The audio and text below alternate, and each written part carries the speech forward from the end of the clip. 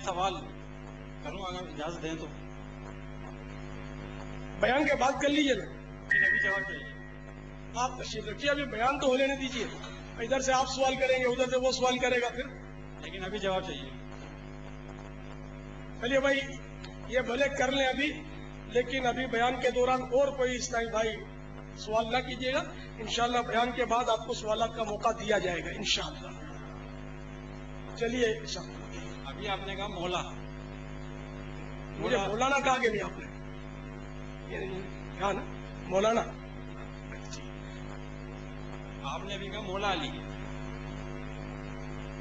مولا تو اللہ کو کہا جاتا ہے، پھر علی کے نام کے ساتھ مولا کیوں؟ عرض کرتا ہوں، تشریف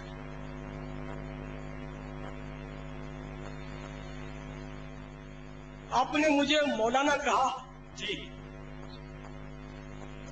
تو آپ نے ابھی مجھے مولانا کہا، ٹھیک ہے نا؟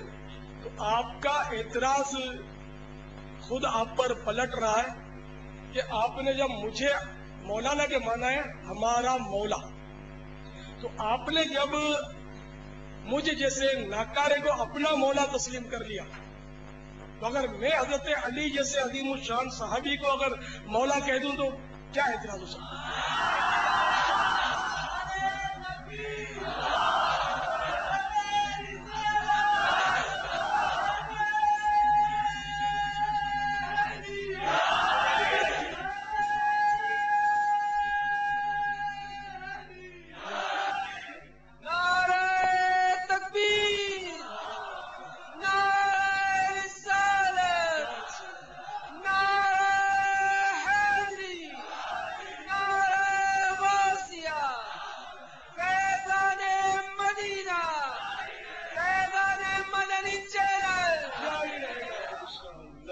تو ساحل محترم کو غلط فہمی ہوئی ہے. جب یعنی ہر داڑھی والے کو آج کل مولانا کہا جاتا ہے، مولانا کے معنی ہوتا ہے ہمارے مولا، ہمارا مولا، ٹھیک ہے نا؟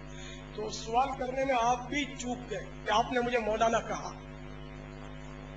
پہلے آپ یہ مولانا کہنے سے رجوع کریں تو پھر میں کوشش کروں کہ حضرت مولا علی کو مولا کہہ سکتے ہیں، تو پھر انشاءاللہ آپ دل کی گہرائیوں سے شاید کسی کو مولانا کہنا چاہیں تو کہہ سکیں گے.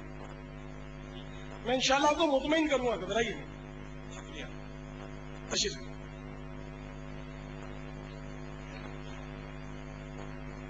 مولا کے کئی معنی ہیں.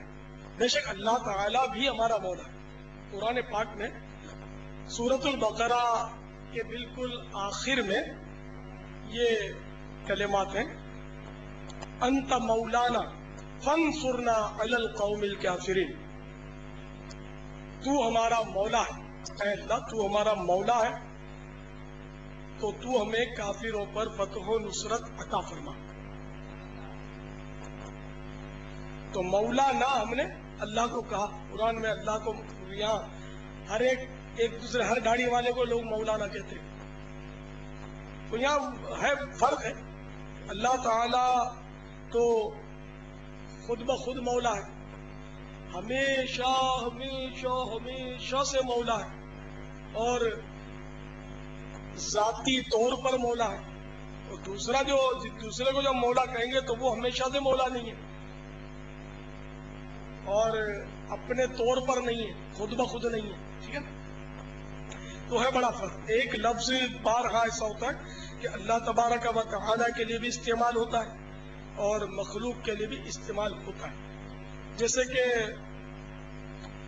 رؤوف الرحیم سب جانتے ہیں کہ اللہ کا نام ہے، رؤوف بھی اللہ کا نام ہے، رحیم بھی اللہ کا نام ہے. اور سرکار نامدار صلی اللہ تعالی علیہ وآلہ وسلم کے لیے بھی رؤوف الرحیم قرآن پاک میں استعمال ہوا. یہاں مراد سرکار نامدار صلی اللہ تعالی علیہ وآلہ وسلم کی ذات ستودہ صفات ہے، رؤوف الرحیم.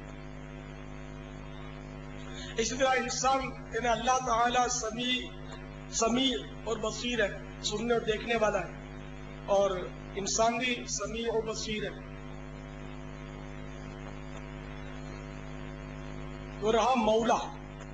تو مولا کے کئی معنی ہے، مالک بھی ہوتا ہے مولا کے معنی، مولا کے معنی محبوب بھی ہوتا ہے، مولا کے معنی غلام بھی ہوتا ہے، کئی معنی ہے اس کے۔ تو حضرت مولا علی کرم اللہ تعالی وجہہ الکریم کے لیے جو لفظ مولا استعمال ہوا، تو یہ تو ایسا عظیم الشان کلمہ ہے کہ میرے مدنی آقا صلی اللہ تعالی علیہ وآلہ وسلم نے یہ کلمہ خود ان کے لیے ارشاد فرمایا۔ جی ہاں، ترمذی شریف میں یہ حدیث ہے، طبرانی شریف میں حدیث ہے، مسند امام احمد میں بھی یہ حدیث پاک ہے۔ چنانچہ مسند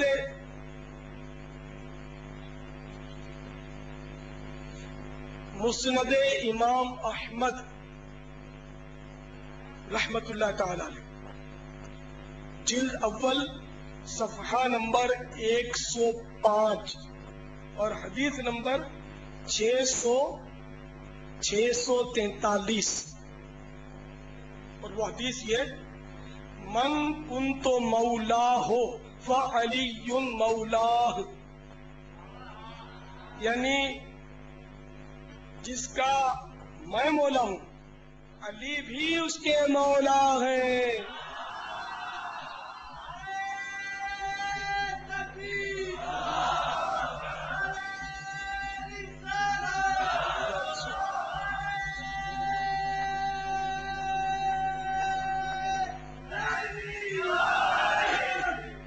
تو میرے پیارے اسلامی بھائی، مولا علی کہنے میں کوئی مذائقہ نہیں ہے، یہ بالکل شیطان کا وسوسہ ہے، غلط فہمی ہے کہ حضرت علی کو مولا نہیں کہنا چاہیے، مولا کہنا چاہیے، اور کہنے میں سعادت ہے، ثواب کا کام ہے، یہ ان کی تعظیم کا لفظ ہے، اور یہ وہ ہستی ہے کہ ان کی جتنی تعظیم کی جائے کم ہے۔ تو چونکہ آپ مسلمان ہیں اور میں نے آپ کو حدیث پاک کا حوالہ دیا، اور خود آپ کے جملے سے بھی میں نے آپ کو سمجھا کہ ویسے ہی آپ نے مجھے مولا نہ کہا، تو مولا تو آپ نے اللہ کے سوا کسی غیر کو تسلیم کر ہی لیا، تو امید ہے کہ آپ کی تشفی ہو گئی ہوگی۔ اگر آپ کی تشفی ہو گئی ہے تو پھر مائک پر کہہ دیں، یا اگر مزید آپ کو دلائل چاہیے تو بھی فرما دیں۔ شکریہ، بالکل تسلی ہوگی، تسلی ہو گئی آپ کو؟ سبحان اللہ، ماشاء اللہ۔ تو اب مدنی فیس بھی دے دیجئے۔ دعوت اسلامی کے مدنی قافلے میں عاشقان رسول کے ساتھ سفر کرتے ہیں تو انشاءاللہ اس طرح کے بہت سارے وسوسے دور ہو جائیں گے انشاءاللہ۔ انشاءاللہ۔